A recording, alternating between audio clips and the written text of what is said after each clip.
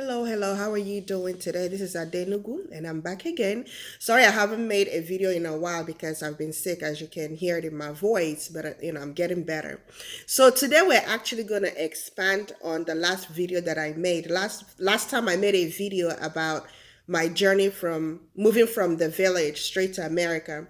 So today we're actually going to expand more on it and tell you more stories. So when we first came here, one of the biggest problem that I had was English language. When I was in Nigeria, I grew up in the village, like you know, so I spoke English, but my English wasn't that great. So when I came here, I couldn't understand what they were saying. Everything sounded shirime, shirime, shirime, shirime, ha ha ha. They laugh. You're watching TV, all I hear is shirime, shirime, shirime, ha ha ha.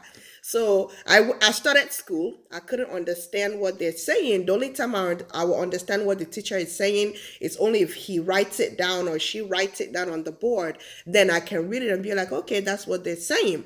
So language barrier was one of the biggest issues for me, especially it took me longer time to actually understand African Americans versus any other race because I guess they speak Ebonic, English or something like that.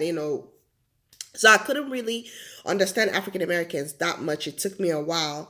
So I felt like I had to relearn the alphabet. For example, the letter H, in Nigeria we'll say H. So in America they're like H, the H, it's not there. So I say here. Oh, Oyibo. Another word that I had to, in Nigeria I would say X, X. In America, they say X. Even the letter Z, back home we would say Z. In America, it's Z. So those kind of things I couldn't understand. So kids, they made so much fun of us, because we couldn't, the way because of our accent. So sometimes they couldn't understand what we were saying. So one of the things that they made so much fun of me was the curse word, bitch. So I would say something like, you stupid bitch. Fuck you, you stupid bitch.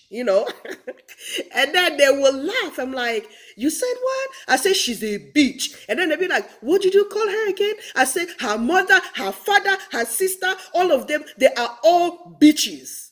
So, and then the kids, they will laugh and laugh and laugh. I did not know that what I'm saying is BEACH, the beach, where you go out and hang out to chill. That it's supposed to be said, the right pronunciation is bitch. There's an BITCH. So it's bitch, not beach. So they knew me in high school, middle school and high school as the stupid beach girl. So that was my name back then. And then I had to learn, there's some words I had to learn. For example, this, yes, a lot of Nigerians, they still make that mistake today. And it's funny. Even when I hear older Nigerian parents or whatever talking, when they say stupid, beach, I crack up because I remember when I used to say it as beach instead of bitch. So, and I had to practice and practice until I learned how to say it. So this one in Nigeria, we call it fork. Like my dad said to me one time, we had a visitor, and then my dad said to me, EJ, Biko, give me a fork. And the visitor was like, oh my gosh. Like, I said, oh no, he meant fork. There's an R. You have to pronounce the R. Fork, fork, not fork. But when you hang out in Nigerian parties, so if you're an American and you're at a Nigerian party and you hear the word, because I'm fork or give me fork, they mean this. They don't mean this. Okay? And then what was it? I had to learn how to say everything always had 99, like 99, 1099, 599. And then it's like when you're trying to spell it, you're looking for the D. I'm like, okay, where is the D sound? I don't see the D sounds. 40. I'm like, okay. I don't hear the ty, at the end. Water, we say water in Nigeria. Then Americans are like water, and I'm like, okay, where is the t? T is missing. Like I remember when I first moved to Texas, and I was like, there's a city named Katy, Katy, and me, I'll say, oh, I'm at Katy, Katy, I don't know. And then I'm like, oh, Katie. I'm like, there's no D, Katie. So that was one of the struggles. The language barrier was very, very difficult. We couldn't understand what Americans were saying. So they kept on saying, oh, you all have an accent. We're like, you two have an accent. And they're like, no, we don't have accent. I'm like, okay, whatever.